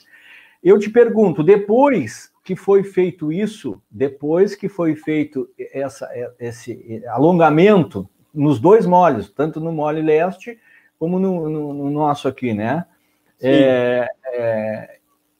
Parece que teve mudanças, aconteceram mudanças na Praia do Cassino, um exemplo. Teve vários pontos da Praia do Cassino que veio um barral assim que tomou conta de tudo. Eu não sei o nome desse fenômeno, até comentar. Eu não sei, uma coisa preta, e aquilo vinha seguido. Foi feito perguntas para as pessoas que estavam lá, a imprensa perguntou e tal, e disseram que não era pela dragagem ou pelo trabalho feito de alongamento dos molhos, tá? Uhum. Não sei se tu pode dar uma explicação sobre esse fenômeno também, e falando, pode ter prejudicado esse alongamento a parte marinha, como a entrada do peixe, se muda alguma coisa, não sei se tu tem alguma coisa sobre isso também, porque não é nada, se estava, por exemplo, só para concluir, se há muito tempo tinha aquelas correntes marinhas ou marítimas, eu não sei o que são, para entrada no molho, né? Aumentou 4 quilômetros, mudou tudo geograficamente para tudo que está lá embaixo, né? Tu teria alguma explicação nesse sentido também para nós? Rogério, assim, eu não posso te falar com certeza isso, porque eu não sou especialista nessa área, tá? Eu ouvi falar algumas coisas, tá? Eu vou tentar comentar superficialmente como um curioso, tá? Mas não como um técnico, especialista no assunto. A primeira coisa, eu te devolvo essa pergunta, porque foi a primeira coisa, quando eu ouvi falar desse fenômeno, a primeira coisa que eu me perguntei foi o seguinte: eu nunca tinha ouvido falar nisso. Tu já tinha visto, quando tu era guri, quando tu ia com teu pai, com a tua mãe para o cassino, tu chegou a pegar algum evento de barro desses, de lama? Que eles chamam? Não como esse. Mas tu já tinha ouvido falar desse fenômeno ou não? Não? Pois eu também não. Tá? Começa daí. Por acaso, ano passado, eu estive em Rio Grande a trabalho, fiquei uma semana lá e peguei um evento desse. Eu nunca tinha visto, eu fiquei impressionado com o que eu vi. Tá? A gente era pleno inverno, né? Tava um frio desgraçado, diga-se de passagem, mas uma tarde estava lindíssima e eu fui caminhar até a praia para dar uma olhada, né? Matar saudades do cassino, coisa e tal. E aí, chegando lá, me deparei com esse evento de lama, que eu não sabia que tinha acontecido, o pessoal não tinha comentado comigo, né? Meus colegas da FURG, da oceanografia. Aí eu voltei apavorado para conversar com os caras. Pô, mas o que está acontecendo lá? Né? E aí eu cheguei perguntando ao contrário. Eu disse, o que causa esse negócio? Aí eu só vi o pessoal saindo da sala do cafezinho, né? Uns não sei o quê, blá, blá, blá. Aí eu já senti que eu tinha feito uma pergunta, né, digamos assim, não das mais agradáveis, daquelas que dividem opiniões, e inclusive opiniões embasadas, tá? O que eu te digo? Eu te digo o seguinte: qualquer obra de engenharia tem um impacto, tá? Isso é sabido, todo mundo sabe disso. Agora, de novo, qual que é o impacto? Eu não sei, eu não sou especialista. Eu sei que alterou, tá? Do ponto de vista, como tu falou, das correntes marinhas, né, ou marítimas, elas foram alteradas, tá? Existem pessoas que falam que elas foram aceleradas, inclusive para manobra de navio ficou mais difícil, o cara tem que ser bom no braço para entrar ali, não é qualquer um que entra. Isso que eu estou te falando é tudo papo de cafezinho, não é nada científico, eu não li nenhum material, eu não estudei nenhum material. E a outra história que eu ouvi foi o seguinte: eu mesmo, né, lancei essa ideia e disse, tá, então com certeza, se a gente alterou um pouco a circulação, talvez a lama, né, do fundo do canal esteja sendo recirculada e vem para a praia, né? Aí foi de novo, assim, né, eu ouvi 2, 3 tossidas, outros 2 saíram da sala, outros foram fazer não sei o que. Enfim, não há um consenso com isso. Mas uma explicação que eu ouvi, que eu achei legal, foi o seguinte: uma pessoa que, com credibilidade, me falou o seguinte: que não, talvez tenha afetado, né, a obra, não se sabe, blá, blá, mas não vem ao caso, mas a explicação que essa pessoa me falou foi o seguinte: existe um estuário muito grande subindo o rio, né, e com a ação das chuvas, né, e determinados movimentos de marés e correntes, esta lama do estuário seria transportada em direção ao mar aberto, tá? Então, que isso seria um fenômeno natural e não um fenômeno causado pela dragagem, não sei o quê, tá? Eu sei que o pessoal da FURG está estudando isso muito a fundo e eles têm já pareceres sobre isso. Só que eu não saberia te adiantar aqui, tá? Sim, eu recomendo para quem tiver interesse nesse assunto, procure o pessoal da FURG, eles são muito bons, são grupos muito sérios, tá? Sei que eles têm algumas divergências de ponto de vista, mas são divergências técnicas, tá? E eles são as pessoas, são os grupos para serem procurados para comentar esse tipo de assunto. Sim. Tu sabes que eu vi em loco, e até me chamou a atenção, e eu achei que poderia ser alguma coisa relacionada a isso. Nós estávamos um dia lá no canal, e fui fazer um passeio dentro de um barco lá no canal do Rio Grande. Nós fomos não até bem a ponta, fomos até onde tinha os 4 quilômetros ali, tá? Sim. E tinha uma draga. Essa draga está trabalhando dia e noite eles estavam trabalhando. E aí ele dragou, ela lastrou, né? E aí foi mar adentro. Mas nós víamos ela, não sei quantas milhas náuticas dali, mas a gente via ela, então não era muito longe, certo? Vamos dizer que fosse ali 10 milhas, talvez, eu acho que nem isso, tá? 10 milhas dá 16 quilômetros, 16 quilômetros a gente não ia enxergar, bem menos, tá? Bem menos.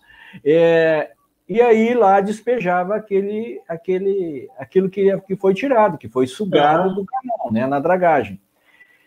Eu pensei que aquilo despejado no mar, até de acordo com as correntes marinhas, até aquilo criar o lastro de novo no chão, no fundo, aquilo começa a pegar as correntes, e como a Praia do Cassino, em muitos locais, é praticamente uma enseada, aquilo vem para a beira d'água. Imagino eu. Mas o Rogério, eu não sei, agora também é especulação pura. Eu acho que a draga ela não libera o sedimento na água. Eu acho que ela retém o sedimento e ela libera a água só de volta, tá? Porque senão não teria sentido o cara dragar, né? Porque ele só vai mudar de posição. Eu acho que eu não vou te dizer, isso foi o que foi comentado também, né? A gente não sabe. Estou de curioso. Mas foi um fenômeno que aconteceu aí várias vezes lá no cassino. Sim, nós temos uma apresentação, eu estou à tua disposição a hora que tu quiser colocar. A gente pode conversar um pouquinho, eu só queria mudar um pouco de assunto, né? A gente conversou um pouquinho, eu vou conseguir falando um pouco do meu trabalho nesses slides aí que tu pode mostrar para nós, que foi um projeto super interessante que eu queria chamar a atenção. Foi um projeto que me deu muito orgulho de ter participado, que, digamos assim, ele não fazia parte do meu dia a dia no INPE, tá? Foi como a gente chama, uma ação de extensão, né? E eu acho que tu, como é um cara, ao menos eu lembro de ter visto 1 ou 2 fotos tua remando em caiaque. Eu também sou remador, virei remador depois de velho, né? Uns 12, 13 anos eu comecei a remar, ou talvez um pouco menos, 10 anos. Canoa havaiana, né? Comecei por exercício, né? A gente é tudo meio maluco aqui, a gente rema à noite, né? Não tem nem mar aqui do lado, mas a gente rema num lago, né? À noite, e canoa havaiana. E eu comecei a remar por questão de exercício, peguei gosto, já competi, participei de várias competições, né? A gente tem um grupo super forte aqui de canoa, e inclusive fui campeão brasileiro Supermaster, né, acima de 50 anos, em 2017, né, com uma equipe daqui de São José e de São Paulo, meio a meio, meio daqui, meio de São Paulo. Até o pessoal do litoral fica meio assim de cara com a gente, né, que a gente rema na represa e em lago aqui, e a gente vai para o mar e às vezes dá um calor neles lá, né, Santista, nos Cariocas, no pessoal de Ubatuba, enfim, baiano também, já ganhamos deles. Enfim, mas vamos... Posso colocar na tela?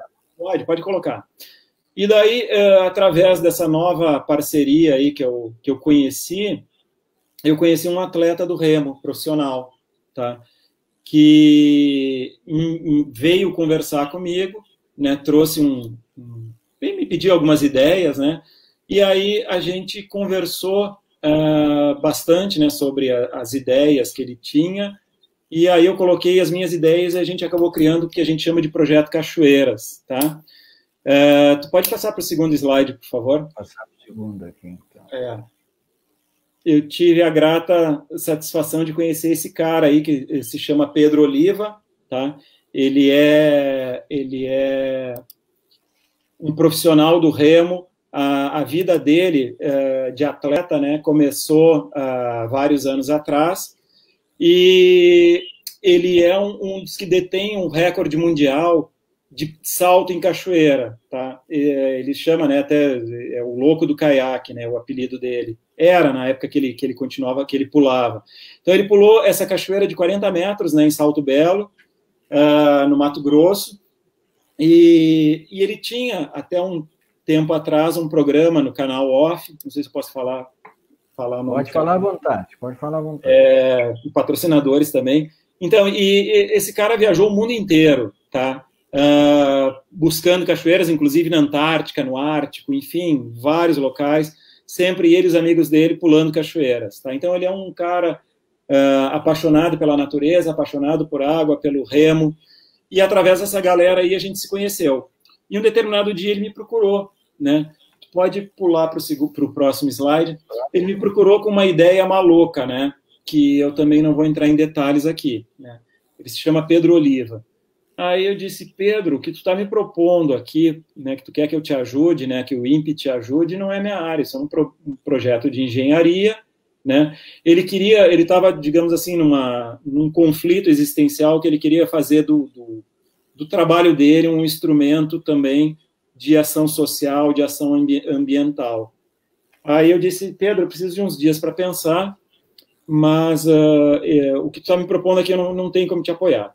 Aí eu pensei, e eu disse, olha, cara, a minha proposta para ti é unir esporte e ciência, tá? Então tu entra com o teu caiaque, eu entro com alguns elementos de ciência, e a gente tenta fazer alguma coisa. Eu posso te usar, né, como uma base, uma plataforma flutuante de observações.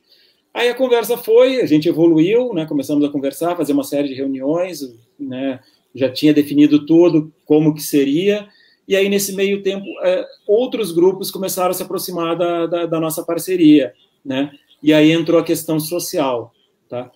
Então a gente criou um projeto baseado nesse tripé: esporte, ciência e sociedade. Pode passar para o próximo slide, por favor. Aí a gente juntou uma equipe, né, aqui na base direita, na parte superior direita, ali tem mais o pessoal da parte científica. As colunas da esquerda ali é toda a galera de mídia que o Pedro tinha junto com ele, né, teve gente que acompanhou ele durante a expedição inteira. A parte ali de baixo era o pessoal da educação, né, de universidades daqui do Vale do Paraíba, e um outro centro também, que é o CEMADEM, um centro que estuda desastres naturais. Eles têm um trabalho muito forte em cima da comunidade, né, de conscientizar sobre questões ambientais, o uso, né, devido da água, da natureza. Enfim, aí a gente criou esse projeto que se chama Projeto Cachoeiras, tá? Pode ir mais um. O que consistiu, então, esse Cachoeiras? Tá? Consistiu em o Pedro fazer um desafio esportivo, que foi remar por 61 dias a calha do Rio Paraíba do Sul, que é esse rio aí que atravessa a nossa região. Ele começa aqui em São Paulo, ele dá uma entradinha no sul de Minas, e ele deságua lá no Rio de Janeiro, em São João da Barra. Tá? Então, por 61 dias, o Pedro esteve dentro do caiaque dele, a bordo do caiaque dele, remando esses 1.100 quilômetros. Tá? Então, ele ia no caiaque, com uma equipe de apoio, né, por terra, e em algumas cidades ele parava né? Algumas cidades não, todas... ele não remava continuamente, né, mas remava 8, 10 horas por dia, e aí ia acampando, né, ao longo do rio. Em alguns locais ele ficava em comunidades que acolhiam ele, em outras, quando não tinha ninguém, ele ficava na barraquinha dele, mas sempre com uma caminhonete ou duas de apoio, percorrendo esse período, esse trajeto todo com ele, tá? E a coisa interessante da sociedade que entrou aí foi o seguinte, que em cada ponto, em algumas cidades chaves ao longo do percurso dele, foram feitas ações educativas junto às escolas. Então, ia uma equipe na frente do Pedro, conversando com as escolas, né? A gente começou esse trabalho, lógico, muito antes dele entrar dentro d'água, e algumas escolas esperavam ele. Então, ele fazia ações educativas com crianças, com professores, com comunidade local, mostrando a importância do Rio Paraíba para a vida desse pessoal, né? E só para chamar a atenção, Rogério, uma das coisas, assim, um dos comentários mais marcantes que o Pedro fez, que chamou a atenção da equipe inteira, foi o seguinte: o tanto de casas que se tem ao longo do rio, que tem o quintal para o rio.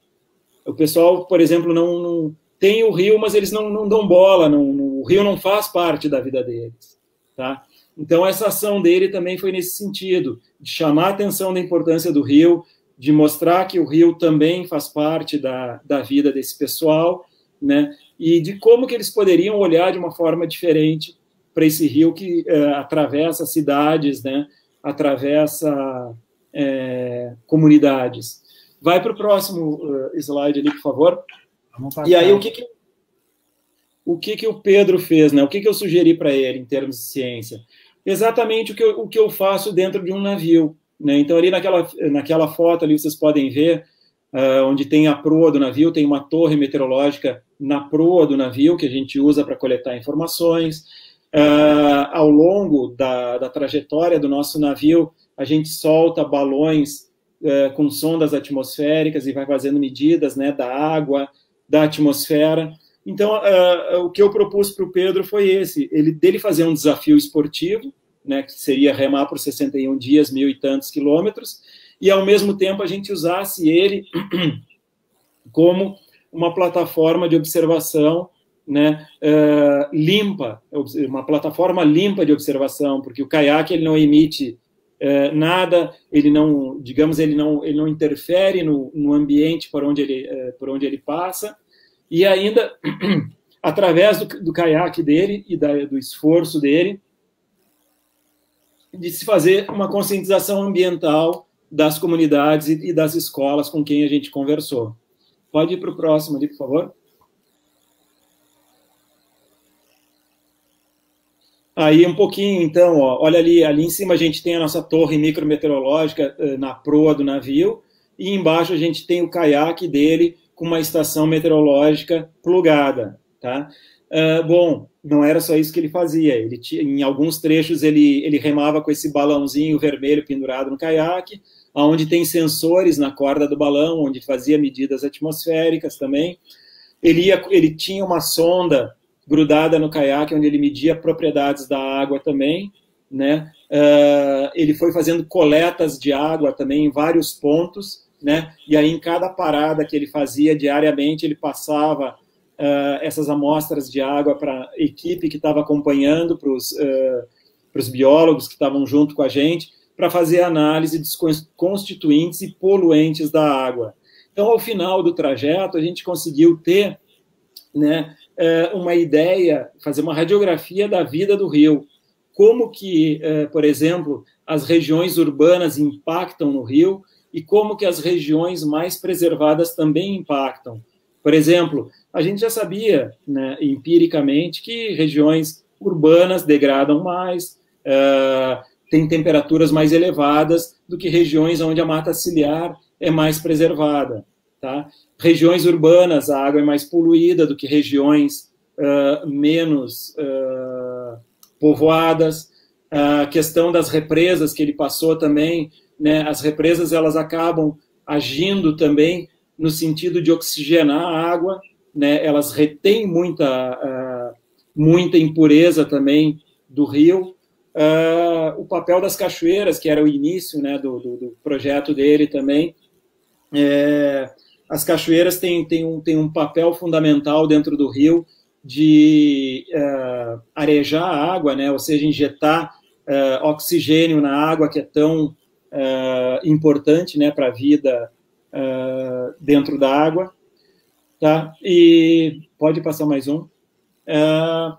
Nesse último aí, a equipe, isso aí foi um pouco antes de começar o projeto, a gente fez num lago aqui um teste, tá?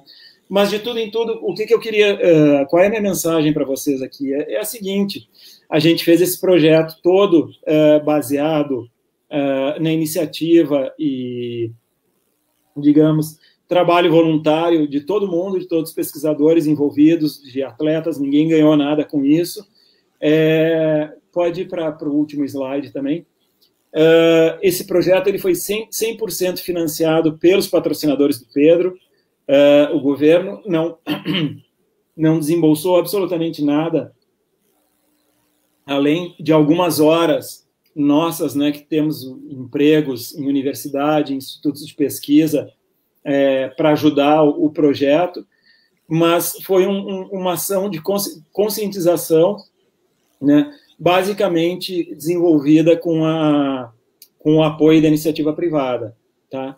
E esse projeto ele teve uma repercussão gigantesca, muito maior do que a gente imaginava, em vários aspectos. Do ponto de vista científico, né, como a gente diz, a gente não tinha grandes pretensões de fazer grandes descobertas científicas, tá? Mas conseguimos publicar bons artigos, conseguimos formar vários alunos, né, mestrado, doutorado, que trabalharam com esses dados. Do ponto de vista da ciência mais leve, que a gente fala, todas as escolas que receberam cachoeiras vibraram com a presença do Pedro e a nossa lá, e ficaram pedindo mais, né? Tipo, voltem de novo, né? Vamos fazer de novo, não sei o quê. Aí falta abraço para todo mundo, né? Não é uma coisa assim que tu consegue fazer com facilidade. Tivemos gente do poder público também interessada nos nossos dados, em opinião, né? Tanto gente das prefeituras por onde a gente passou, políticos da onde a gente passou, agências ambientais perguntando, querendo saber o que a gente tinha descoberto. Então, isso é uma coisa que eu chamo a atenção aí, Rogério, da área de vocês, que vocês têm muita água aí na volta, tem rios interessantes, arroios interessantes, aonde talvez projetos parecidos pudessem ser desenvolvidos, né? Não digo no sentido de fazer ciência profunda, mas, quem sabe, ajudar a conscientizar o pessoal da riqueza que se tem na volta. Posso remover aqui? Oi? Posso remover aqui? Pode remover. Tu sabe que aqui na nossa região nós temos vários grupos de canoagem, tá? Sim. Várias cidades têm grupos de canoagem. E tiveram várias expedições. Teve carreira solo também, teve duplas, teve mais gente. Então nós temos aqui em Pelotas um grupo de canoagem chamado Piratas do Remo. Até a Cristina e o Márcio sempre participam conosco aqui. Eles moram aqui em Pelotas, do lado das Charqueadas, na localidade ali chamada Vila da Palha. Tá? Uhum. Passando a ponte do Laranjal, te lembra onde tinha aquele matador de cavalo ali que tinha? Sei. Praticamente do lado ali é conhecido como Vila da Palha e depois são as Charqueadas. Eles moram ali. Então é o que tu falou, o Arroio Pelotas é o quintal da casa deles. Sim. Então, agora, nesse período, não, mas quando está tudo na normalidade, eles remam praticamente diariamente. E o Arroio Pelotas é muito rico em tudo que tu pode imaginar. A beleza é fantástica, né? E tu vai de caiaque, nós já fizemos ali remadas de 8, 16 quilômetros, 30 quilômetros lá dentro do Arroio Pelotas. Também se faz muito do Trapiche do Laranjal, pela Lagoa dos Patos, até a Ilha da Feitoria. Tá? A Ilha da Feitoria pertence a São Lourenço. Mas, por exemplo, tu chegando conhece a Ilha da Feitoria? Eu lembro de passar por ela, mas eu era muito pequeno. mas é assim, a Ilha da Feitoria, tu olhando ela dali do Laranjal, tu não vai enxergar muito, a não ser quando a lagoa tá baixa. Mas se tu fores na Z3, tu enxerga do outro lado a Ilha da Feitoria, tá? Inclusive aquilo é propriedade privada, um dos donos de uma parte lá são os irmãos Ruivo, aqui da Biscoito Zezé. E no outro lado dela tem um proprietário também de um espaço que é de Porto Alegre. Inclusive, quando ele vem de helicóptero, pôs o helicóptero lá e tal, mas não é tanto. Aí passa os navios que vêm do Rio Grande, passam por fora da ilha e vão embora. Mas nós temos aqui, teve uma expedição que 2 amigos fizeram, lá do Uruguai, da Ponte Barão de Mauá, tá? Lá no Jaguarão, tá? Jaguarão de um lado, Uruguai do outro. Eles começaram uma expedição lá, vieram de TAPS, Maurício Lima e Rolo Berger. Não é Rolo Berger, Rodrigo Ventura e Maurício Lima de TAPS. Eles foram lá de caiaque, levaram eles lá de carro lá, e eles desceram, passaram por Pelotas, passaram por vários locais, e daqui eles foram até TAPS remando. Então foi uma grande expedição. Quando eles chegaram aqui na ProInd, que é ali no Trapiche, tu deve conhecer o Leonardo da ProInd, né? O pessoal que era dali, não te lembra? Não lembra. Tá. Mas era do nosso tempo de colégio aí, o Leonardo. Aí eu fui lá e fiz uma entrevista ao vivo com eles para a TV também. E depois eles seguiram em outro dia o caminho deles, levaram, parece que 40 dias, se não me engano, foi 40 dias para fazer todo esse trajeto, foi bem legal. E outro local que é maravilhoso, que já teve remadas também, foi da Ponte do Ricardo, onde chamam quem vai para Jaguarão, sabe, ali o Liscano, passando o pedágio. Sim. Do Povo Novo, ali tem do Povo Novo, não, desculpa, ali não é, ali é o Pavão, ali é o do Pavão. Eles botaram um caiaque embaixo da ponte do Piratini e vieram por aqueles, e chegaram até aqui o Laranjal também, muito legal. Então tem vários grupos dessas expedições que daria para fazer um bom trabalho também, né, como tu falou aí. Sem dúvida, né? O lance do Pedro, né, quando ele me procurou, acho que eu vou falar rapidamente a ideia dele, que ele tinha o projeto Cápsula, né? O projeto Cápsula era o seguinte, ele queria pular uma cachoeira encapsulado, né? Uma cápsula tripulada, onde ele estaria, né, dentro dessa cápsula, e essa cápsula fizesse algumas medidas de cachoeira, né, algumas medidas físicas, sei lá o que ele pensava. Que diz que tem uma pessoa, se eu não me engano, que foi uma das poucas sobreviventes que fez isso no passado remotíssimo, não sei se foi na Escócia, onde é que foi, de uma senhora que pulou com o gato dela dentro de um barril de carvalho. Né? Todos que tentaram morreram, e parece que ela foi a única sobrevivente. Eu não sei qual foi a entrada que ela conseguiu na água lá, que o barril saiu inteiro. Aí eu disse, olha, Pedro, eu não entendo nada de engenharia, né, cara? Isso não... Aí a ideia era que a gente desenvolvesse um protótipo, ele já estava em conversa com o engenheiro aeronáutico, não sei o quê, e que se desenvolvesse um protótipo não tripulado primeiro, e aí depois se fizesse. Eu disse, olha, cara, deixa eu pensar, mas isso não é minha seara, eu não acho legal isso. E aí, conversando com alguns colegas, pensando, eu disse, cara, vamos fazer o que eu sei fazer, entendeu? Que é fazer medidas tradicionais, né? Tanto eu faço da atmosfera e do oceano embarcado, né? Como eu contei para vocês lá no início. E aí eu disse, cara, e tu teria um desafio. Aí foi ele que lançou, disse, pô, eu poderia remar o Paraíba inteiro. Eu disse, beleza, fechou. Tu tem teu desafio esportivo e eu coloco a ciência em cima, né? Então vamos fazer ciência desse negócio. E para nós, fazer medidas sem, digamos, estar alterando o ambiente é uma coisa fantástica, entende? Porque o impacto do caiaque é zero, né? Não emite nada, não produz calor, enfim, né? Não polui. E aí que evoluiu a história também depois, conversando, né, estendendo a conversa entre mais um grupo um pouco maior, que surgiu a questão da sociedade, né? Então, a gente se orgulha que foi um projeto montado nesse tripé, né, onde tinha esporte, ciência e sociedade. A questão da sociedade, a gente briga até hoje, né? Será que era sociedade ou será que era educação? Mas, enfim, a gente chamou de sociedade mas é uma sociedade com um viés educacional.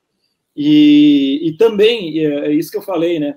Algumas cidades pitorescas que a gente passou, o exercício era feito, às vezes, no coreto da praça pública, e não só com crianças, com moradores, né? Aí os moradores chegavam para contar a história deles, qual era a relação deles com o rio. Então apareceram contadores de história, de causos, de não sei o quê, aquelas histórias de fantasma, né? Que o rio faz não sei o que mais, né? Enfim, foi um aprendizado tremendo, assim. A gente não tinha ideia do impacto e da dimensão que ia causar. A gente já teve alguns convites para repetir de novo. Tem uma história que provavelmente ele reme ali de Curitiba até Foz do Iguaçu também, dentro do ICMBio. Tem algumas propostas aí. Então, não sei se a gente vai ter perna para isso, vai ter braço para isso, dinheiro para isso, mas o fato é que foi uma experiência assim, tremenda para todo mundo. Ninguém esperava ter um impacto tremendo que teve. E o que fica é isso, né? O aprendizado, quem sabe, assim, né, cada um colaborando com um pouquinho que sabe fazer, ou que consegue fazer, não se consiga fazer uma ação maior, né? Junto às comunidades. É muito bom. A Cristina botou uma mensagem aqui que é: boa noite, que saudade de remar junto com a galera no charmoso Arroio Pelotas. Essa Cristina que eu te falei, que são lá do grupo de canoagem Piratas do Remo, ela e o esposo Márcio Pizarro. Doutor Luciano Pezzi, não sei se tu tem mais alguma coisa para passar para nós. Estamos aí 1h30 conversando, para mim está maravilhoso, eu fico à tua disposição, o microfone está liberado. Te agradeço de todas as formas aí ter aceito o convite para a gente conversar um pouco aí, para falar sobre o teu trabalho. E só fazendo um comparativo, eu vi aqui, já ia me passar, o caiaque que ele fez essa expedição, esse trabalho, essa aventura aí, é um caiaque pequeno. Aqui a gente chama tipo Mistral, alguma coisa assim, tá? Aqui, normalmente, o pessoal usa os caiaques um pouco maiores, que são caiaques oceânicos, turismo ou oceânico, que tem compartimento de carga, que tem, né, mais uma tecnologia, ele tem um leme, ele tem mais tecnologia, tá?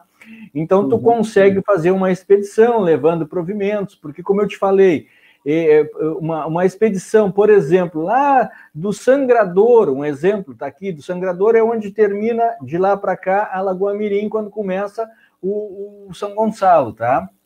Até aqui, a Barra do Laranjal, são aproximadamente 60 quilômetros, mais ou menos, tem uma variaçãozinha aí, tá? Então, tem muito espaço de remada que não tem ninguém, entendeu? Sim. Não tem... Tem ali Santa Isabel, depois de Santa Isabel, é muito pouco, é casa de pescador e olhe lá. Não tem mais nada. Não tem apoio, Depois só vai ter embaixo. Então, eles têm que levar provimentos, levam água, levam alimentação, leva tudo que pode. Até a churrasqueira, leva espeto, leva tudo. Eu fiz uma remada com o Márcio Pizarro, nós fomos na Ilha da Feitoria uma vez, um caiaque oceânico para 2 pessoas, um duplo. O que nós levamos de carga para fazer churrasco lá, mais os outros caiaques, foi uma coisa fora do normal. Então, dobrou muito legal. O esforço da remada, né? Não, mas é muito, muito legal mesmo. Mas é como se fosse um porta-mala. Tu bota tudo ali dentro. É uma coisa de louco. Muito bom mesmo. Mas então, pode falar. Não, só a curiosidade o Pedro, o pessoal de apoio levava outros caiaques junto nas caminhonetes, né? Mas o instrumento de trabalho dele é esse, é o menor, né? Claro. Então, ele chegou a remar com um pouco maior, né, maiorzinho, mas não muito maior do que esses. Os caiaques dele são caiaques de salto, né, não é caiaque de cruzeiro, vamos supor. Sim. E o incrível é que, em várias oportunidades, ele fazia acomodar dentro do caiaque dele toda a história que ele ia precisar, por exemplo, para pernoitar, né, barraca ou saco de dormir. Dependendo da situação, ele levava só o saco de dormir, ficava ao relento, né? Tem uma foto linda que ele tirou na frente da Basílica de Aparecida, né? Porque o rio passa ao lado da Basílica.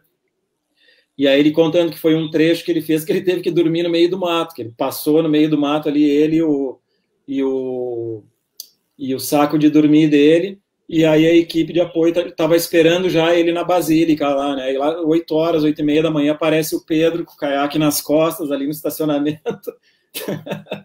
Então, faz parte da aventura também, do desafio, né? E, enfim. Aqui eles faziam em tempos normais, fora a pandemia, encontros de grupos de caiaque, então em cada cidade. Eu tive também com eles em Tapes. Em Tapes tinha muito caiaque, foi 3 dias de evento, coisa mais linda, aqueles caiaques, tudo dentro d'água na lagoa. Teve competições, entre aspas, assim, coisa sadia, né? Cristal também, no Rio Camaquã. E depois muitos outros locais. Eu não fui a muitos, mas eles estão sempre na volta aí, agora não, mas depois vão retornar a essas atividades. Então, eu queria te deixar aí o microfone aberto, te agradecer por ter participado comigo aí nessa 1 hora e tanto conversando, falando do teu trabalho, falando desse projeto também. Eu achei bem legal e te agradeço. Maravilha, Rogério. Só tenho a agradecer também pelo convite, né? Me faz sentir um pouquinho mais perto de Pelotas, né? Uma cidade que eu vivi tanto tempo da minha vida, gosto, tem vários amigos aí, mando um abraço para eles, né? Agradeço, né, o pessoal que deve estar nos assistindo aí também, vendo o nosso bate-papo, foi muito legal. Agradeço enormemente o teu convite, de novo eu te parabenizo pelo teu programa, acho que são ações assim que a gente precisa, né, canais de comunicação, onde a gente possa trazer um pouco da nossa experiência, da nossa vivência, dos nossos assuntos, para dividir com outras pessoas. Todos esses canais a gente tem que valorizar muito, tá? Eu te parabenizo, agradeço muito, fiquei muito feliz de bater esse papo contigo, reviver algumas histórias, né, também que a gente passa. Só tenho que agradecer e, de novo, deixar um abraço aí para o pessoal, para os conhecidos, tá? Eu também, para mim, passou muito rápido esse tempo, né? Acho que a gente conseguiu falar sobre coisas interessantes, né? Que, sei lá, que às vezes no nosso dia a dia são coisas comuns, mas que talvez para pessoas que estejam nos ouvindo ou até entre a gente mesmo não seja uma coisa tão comum, né? Enfim, eu deixo meu abraço, meu agradecimento e quem sabe outra hora a gente volta para bater um outro papo sobre outros assuntos também. Com certeza. Essa live vai ficar gravada no meu perfil do Facebook. Pode entrar lá depois, se quiser compartilhar, pode compartilhar à vontade, vai ficar gravada lá, eu vou colocar na minha página e no canal no YouTube também. Então, te agradeço a boa vontade e desejo sucesso e saúde sempre para ti e para a família toda aí, tá bem? Muito obrigado pela participação. Obrigado. Nós vamos encerrando, então, essa programação de hoje, essa live. Um abraço a todos que nos acompanharam. Um abraço também aos nossos patrocinadores, nossos apoiadores comerciais. Estaremos de volta amanhã para mais uma entrevista e outro assunto. Sempre nos querendo bem, que não custa nada. Desejo uma boa noite a todos, sempre com muita saúde. Até lá. Tchau. Tchau, Pés. Um abraço. Tudo de bom aí. Um abração, Te cuida aí em São Paulo. Um abração. Valeu, obrigado, cara.